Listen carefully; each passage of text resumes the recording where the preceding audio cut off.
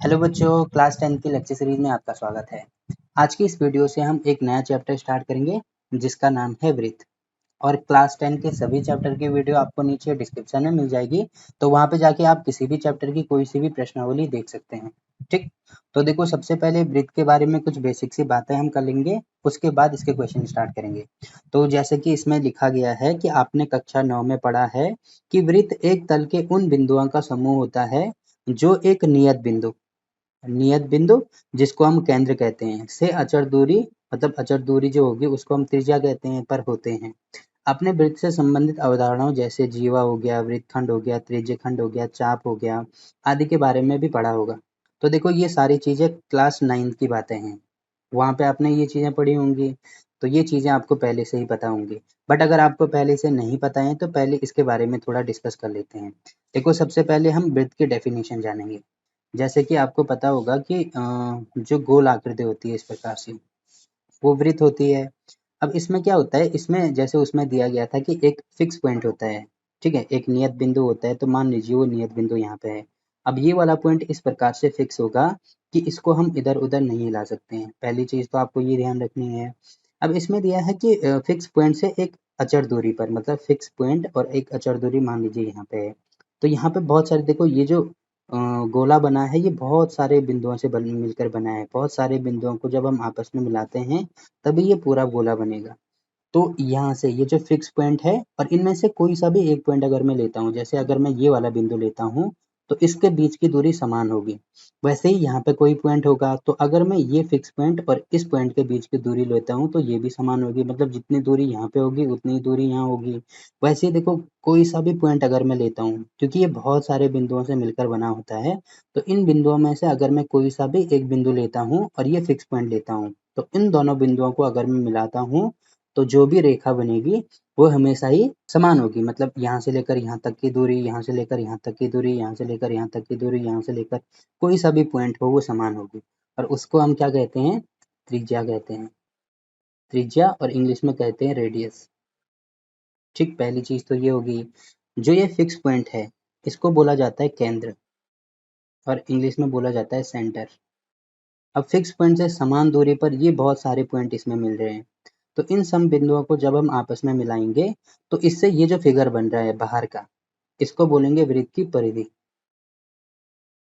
या इसको परिमाप भी बोला जाता है। ठीक, और इसकी वैल्यू किसके बराबर होती है, 2 पाई r के बराबर होती है।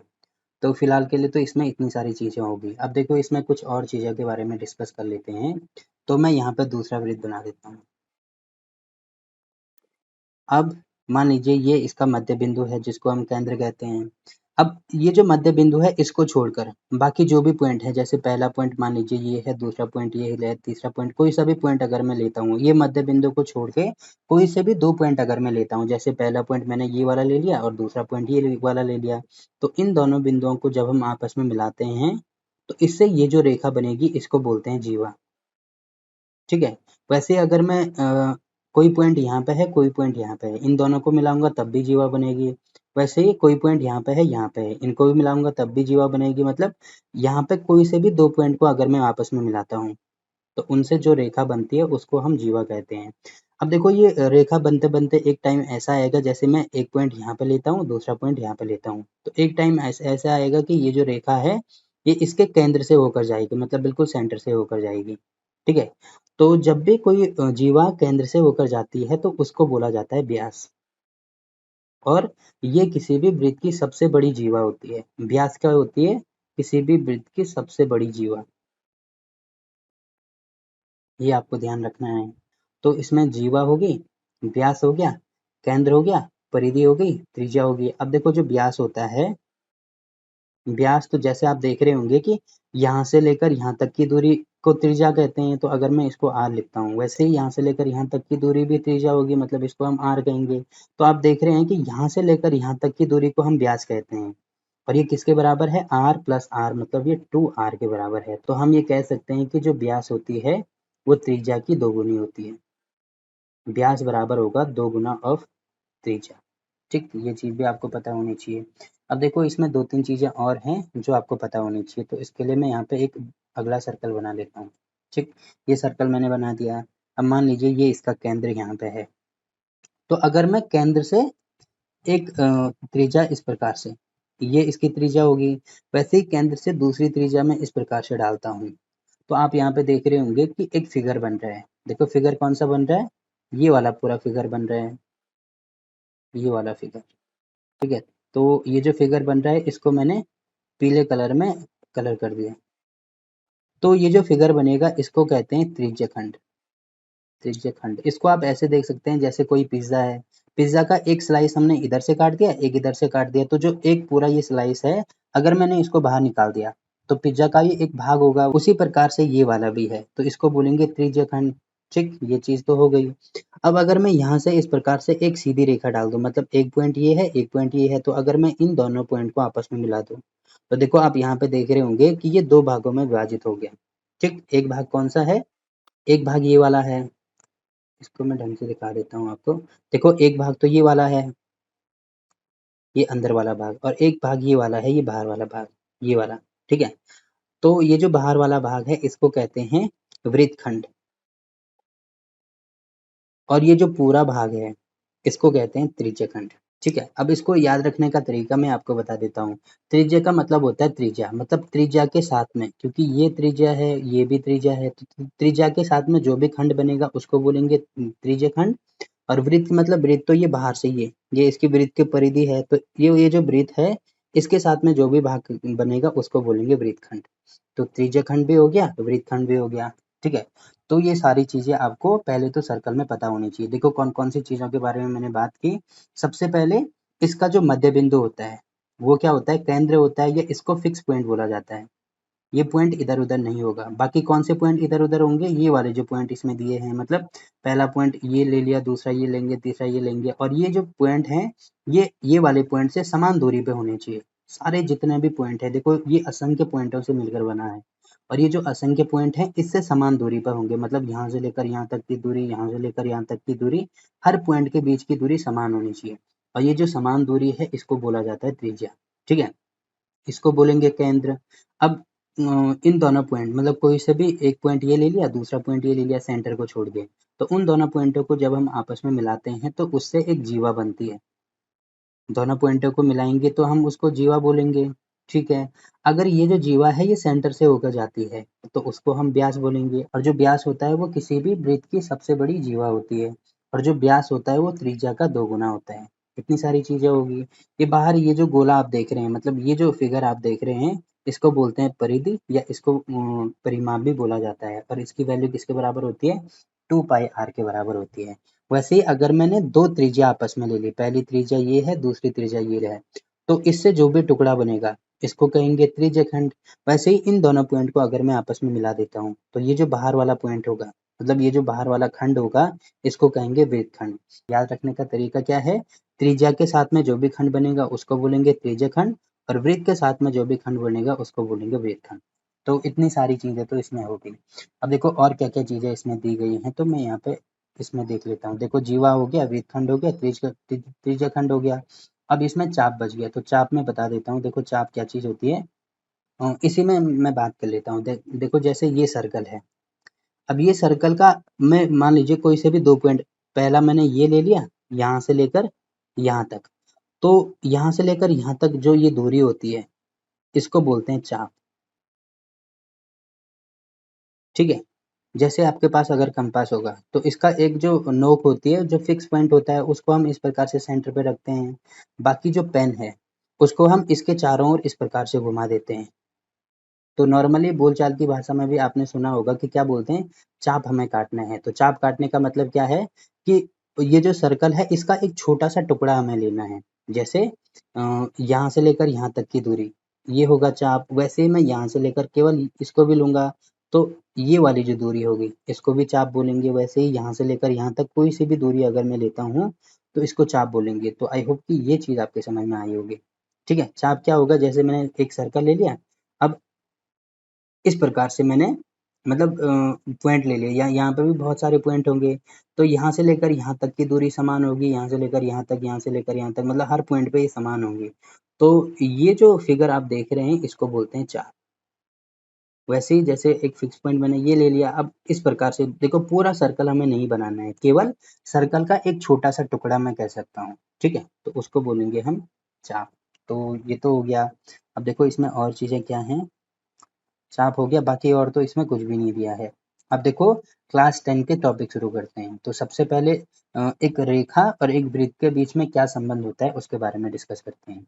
तो ये जो सारे फिगर है इसको मैं यहाँ से कॉपी करके एक बार आपको दिखा देता हूँ, ठीक है। तो एक वृत्त और एक रेखा, देखो वृत्त तो बहुत सारे पॉइंट से मिलकर बनी होती है, वैसे हम कह सकते हैं कि रेखा भी बहुत सारे पॉइंट से मिलकर बनी होती है, बट जब दो पॉइंट को आपस में इस प्रकार से मिलाते हैं, एक पॉइंट ये है, दूसरा पॉइंट ये है, तो इससे अगर मैं इस प्रकार से मिलाता हूँ तो इससे जो फिगर बनता है वो रेखा कहलाती है। तो ये हो गया। अब वृत्त और रेखा के बीच में तीन रिलेशन हो सकते हैं, मतलब तीन प्रकार से ये एक दूसरे से संबंधित हो सकती है। पहला रिलेशन तो ये होगा कि जो वृत्त है और जो रेखा है वो कहीं पे भी एक दूसरे को कट नहीं करेंगे, जैसे कि आप यहाँ पे देख रहे हैं, देखो ये कहीं पे भी एक दूसरे को कट नहीं कर रहे हैं।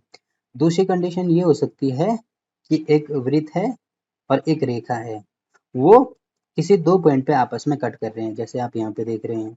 तो ये क्या कर रहे हैं, कट कर रहे हैं, इसको बोलते हैं प्रतिच्छेदित करना, प्रतिच्छेदित। और तीसरी कंडीशन ये हो सकती है कि कोई सर्कल और कोई रेखा केवल टच कर रही है एक दूसरे को, केवल टच करने का मतलब केवल एक ही बिंदु पर मिल रही है। देखो आप यहाँ पे देख रहे होंगे कि ये दो बिंदुओं पे आपस में मिल रहे हैं, एक पॉइंट ये वाला है, दूसरा पॉइंट ये वाला है। तो जब दो बिंदुओं पे एक रेखा और एक वृत्त आपस में मिलेंगे तो उसको बोलेंगे प्रतिच्छेदित करना। बट ये दोनों अगर एक ही बिंदु पे हैं, मतलब केवल टच कर रहे हैं, जैसे कोई सर्कल है इस प्रकार से ये बड़ा सा, ठीक है। अब ये जो रेखा है ये दो बिंदुओं पर नहीं मिल रही है, बल्कि केवल एक ही बिंदु पर मिल रही है। जैसे अगर मैं ये पूरे सर्कल का केवल एक ये वाला पॉइंट लूँ, तो जो रेखा है वो केवल अगर इसको टच करते हुए जा रही है, बाकी किसी भी पॉइंट पे नहीं मिल रही, केवल एक ही बिंदु पे मिल रही है। जैसे आप यहाँ पे देख रहे होंगे एक ही बिंदु पे मिल रही है, तो इसको बोलते हैं स्पर्श। तो ये एक दूसरे को स्पर्श कर रहे हैं और ये रेखा स्पर्श कर रही है, तो इसको बोलेंगे स्पर्श रेखा, ठीक है। या जो सर्कल है और जो रेखा है वो आपस में यहाँ पे स्पर्श कर रहे हैं, तो इसको बोलेंगे स्पर्श बिंदु पे स्पर्श कर रहे हैं, तो इसको बोलेंगे स्पर्श बिंदु। तो ये तीन चीजें आपके समझ में आनी चाहिए। देखो यहाँ तक, यहाँ पे तो कोई दिक्कत नहीं होगी क्योंकि ये एक दूसरे को कहीं पे भी काट नहीं रही है, तो इसको बोलते हैं अप्रतिच्छेदित रेखा। ये अप्रतिच्छेदित रेखा है, ये दो बिंदुओं पे आपस में काट रहे हैं। जब भी दो बिंदुओं पे आपस में काटेंगे तभी हम कहेंगे ये प्रतिच्छेदित है। अगर दो बिंदुओं के अलावा एक बिंदु पे काट रही है तो इसका मतलब उसको प्रतिच्छेदित नहीं बोलेंगे, ये चीज आपको ध्यान रखनी है, ठीक है। तो दो बिंदुओं पे काट रहे हैं तो उसको बोलते हैं प्रतिच्छेदित रेखा, और केवल एक ही बिंदु पे, केवल एक ही बिंदु पे आपस में टच कर रहे हैं तो उसको बोलते हैं स्पर्शिका। ये चीज मैं आपको जियोजेब्रा में भी प्लॉट करके दिखाता हूँ। देखो क्या होता है, तो देखो इसमें सबसे पहले मैं एक सर्कल यहाँ पे बना देता हूँ इस प्रकार से। तो इस प्रकार से कोई सर्कल मैंने यहाँ पे बना दिया। अब देखो यहाँ पे तो आपको इन दोनों चीजों में कोई दिक्कत नहीं होगी। देखो ये तो अप्रतिच्छेदित रेखा है, यहाँ पे कोई दिक्कत नहीं होगी।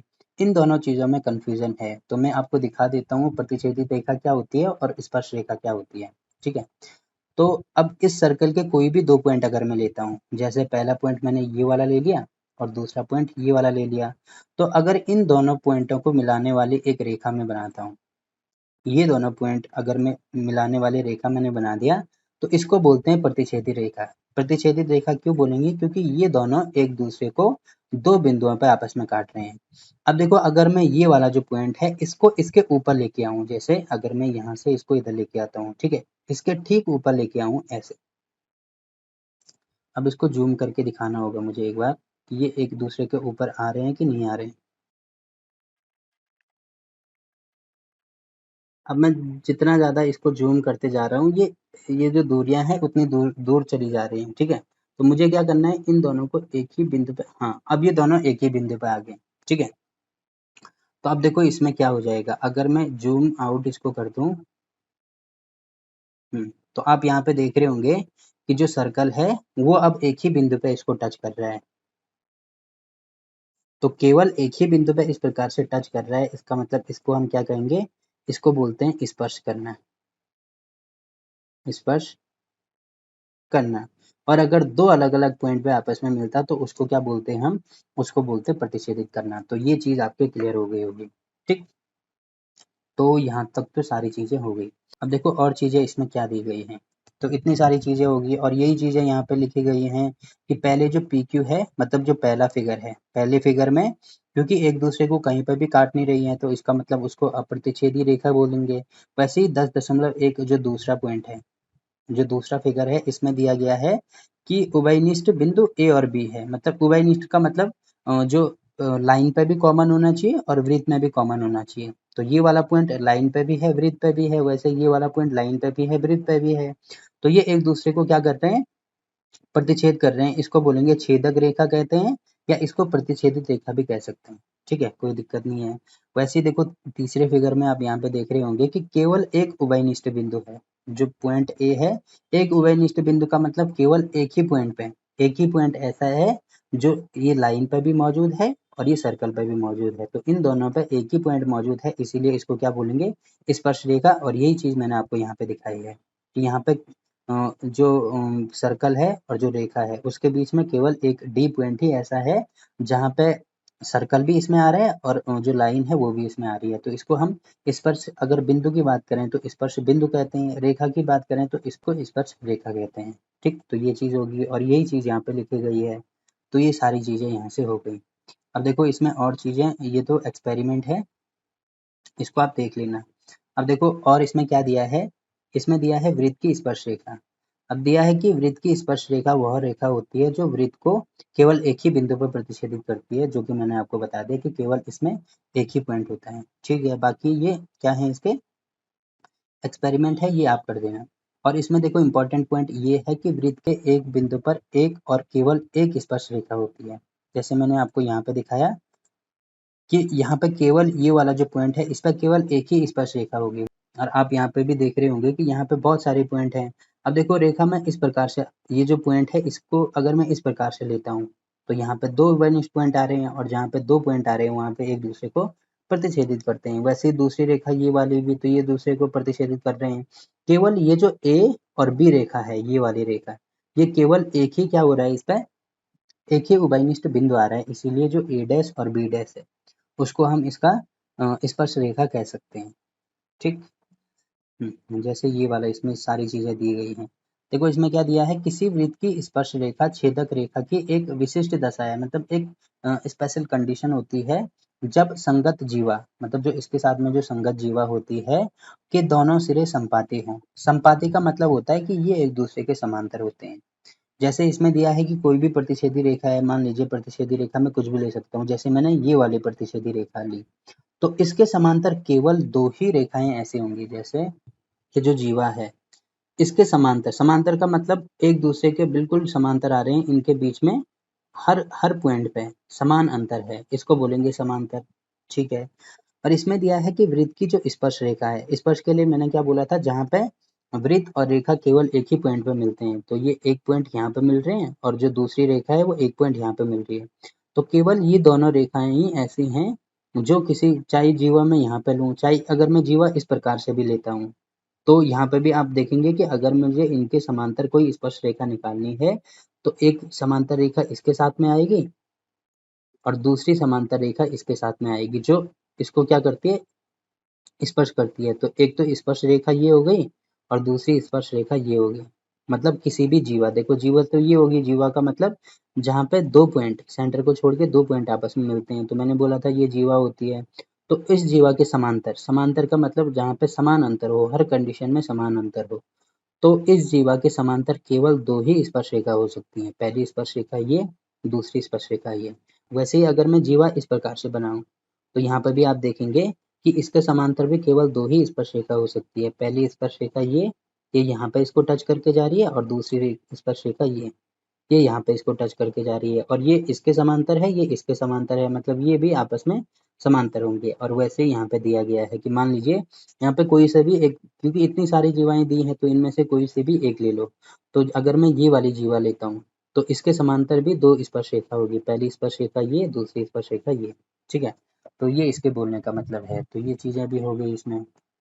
तो इसमें आपको ध्यान रखना है, ध्यान कर रखना है कि किसी भी जीवा के समांतर केवल दो ही स्पर्श रेखा हो सकती है।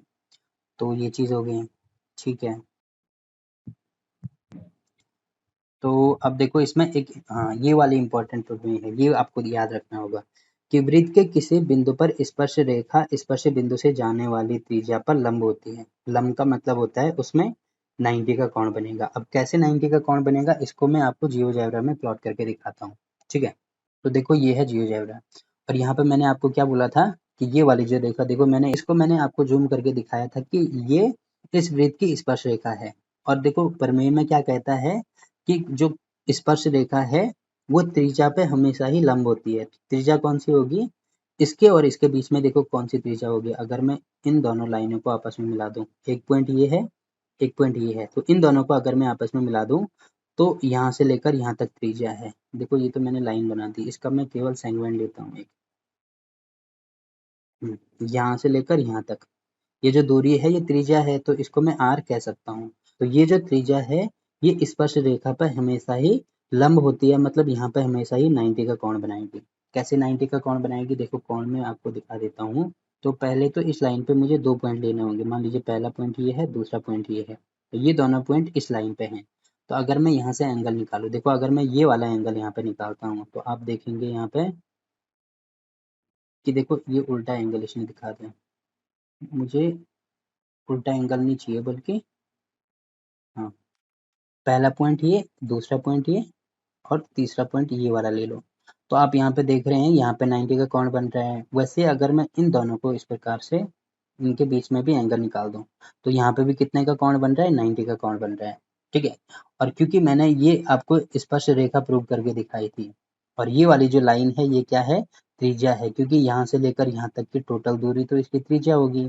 तो जहाँ पे स्पर्श बिंदु है वहां से अगर मैं कोई त्रिज्या इस प्रकार से डालता हूँ तो हम कहेंगे जो त्रिज्या है वो स्पर्श रेखा पे हमेशा ही 90 का कोण बनाएगा। और यही चीज हमें यहाँ पे दिखाई गई है। देखो इसमें दिया है वृत्त के किसी बिंदु पर कोई भी एक पॉइंट है, जैसे कि इसमें पॉइंट ये वाला था। ठीक है, किसी बिंदु पर स्पर्श रेखा, देखो ये वाला जो पॉइंट मैंने लिया इस पे स्पर्श रेखा ये वाली है। ठीक है, स्पर्श रेखा स्पर्श बिंदु मतलब वही वाला पॉइंट से जाने वाली त्रिज्या, देखो ये जो स्पर्श बिंदु है स्पर्श बिंदु भी यही होगा। इससे जाने वाली जो त्रिज्या है, त्रिज्या क्या होती है? यहाँ जो फिक्स पॉइंट है यहाँ से लेकर यहाँ तक की दूरी, तो जो त्रिज्या है पर लंब होती है। लंब का मतलब 90 का कोण बनेगा, जो कि मैंने आपको यहाँ पे दिखा दिया। तो इसका प्रूफ भी मैंने आपको दिखा दिया। और यहाँ पे आप देख रहे होंगे कि ये स्पर्श रेखा है, ये त्रिज्या है, इसके बीच में 90 का कोण बन रहा है। ठीक, तो ये चीजें हो गई। अब देखो प्रश्नावली 10.1 शुरू करते हैं। तो देखो इसमें क्या दिया है? सबसे पहले तो इसमें ये दिया है हमें एक वृत्त की कितनी स्पर्श रेखाएं हो सकती हैं। किसी वृत्त की कितनी स्पर्श रेखाएं हो सकती हैं? देखो जितने पॉइंट उस पे होंगे उतनी स्पर्श रेखाएं होंगी। जैसे ये कोई वृत्त है तो एक पॉइंट पर केवल एक ही स्पर्श रेखा बन सकती है। वैसे दूसरा पॉइंट अगर मैं ये लेता हूँ तो इस पर भी केवल एक ही। वैसे ये वाला ये वाला ये वाला, तो इस पे तो असंख्य पॉइंट हैं, तो मतलब असंख्य स्पर्श रेखाएं हो सकती हैं। तो यहाँ पे लिख देंगे असंख्य या अनगिनत। ठीक, तो पहले का आंसर हो गया। अब देखो आगे दिया है कि रिक्त स्थानों की पूर्ति कीजिए और इसमें पहला पार्ट दिया है किसी वृत्त की स्पर्श रेखा उसे बिंदुओं पर प्रतिच्छेदित करती है। देखो जो स्पर्श रेखा होती है वो कितने बिंदुओं पर प्रतिच्छेदित करती है? स्पर्श का मतलब केवल टच करके जा रही है, मतलब केवल एक ही पॉइंट पर प्रतिच्छेदित करेगी। तो यहाँ पे लिखेंगे एक बिंदु पर प्रतिच्छेदित करती है। ये हो गया।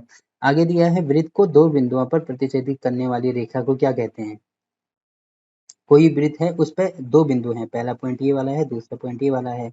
तो इस पे इस प्रकार से प्रतिच्छेदित करने वाली रेखा को क्या कहते हैं? मैंने क्या बोला था?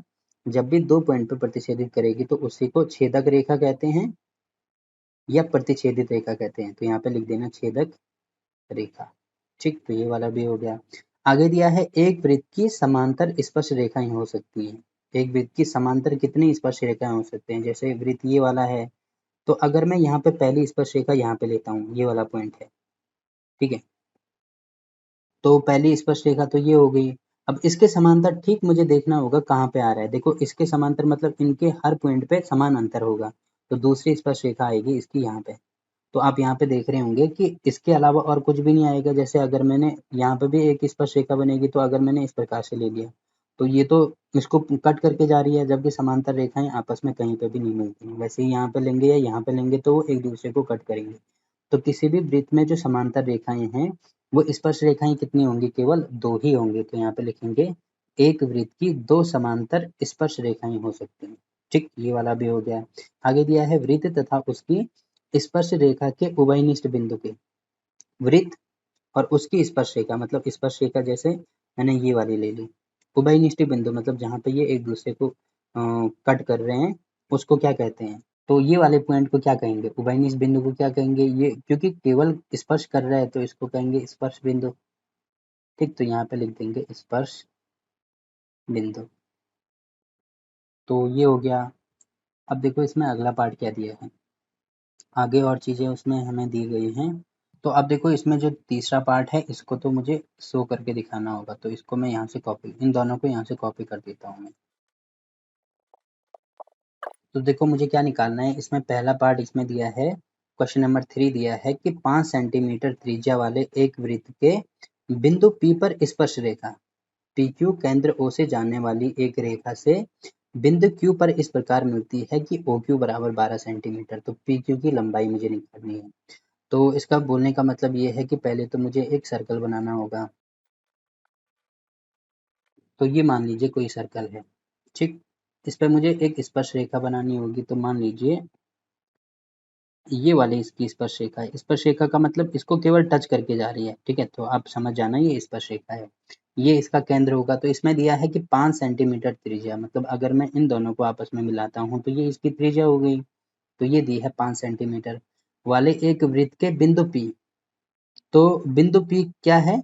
बिंदु P पर स्पर्श रेखा, बिंदु P पर स्पर्श रेखा मतलब ये वाला जो पॉइंट है इसी पे स्पर्श रेखा होगी, स्पर्श रेखा PQ, P और Q, ठीक है, ये स्पर्श रेखा है PQ।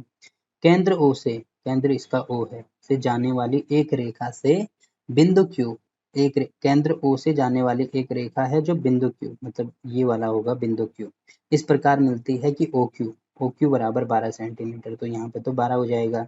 तो PQ की लंबाई मतलब ये लंबाई मुझे निकालनी है। तो कैसे निकालेंगे? क्योंकि हमें पता है कि जो स्पर्श रेखा होती है वो त्रिज्या पे 90 का कोण बनाती है। तो यहाँ पे क्या हो जाएगा, पाइथागोरस प्रमेय का यूज करेंगे, मतलब सबसे बड़ी भुजा इसके ठीक सामने वाली भुजा। तो QO का स्क्वायर बराबर होगा OP या PO का स्क्वायर प्लस PQ का स्क्वायर, ठीक है।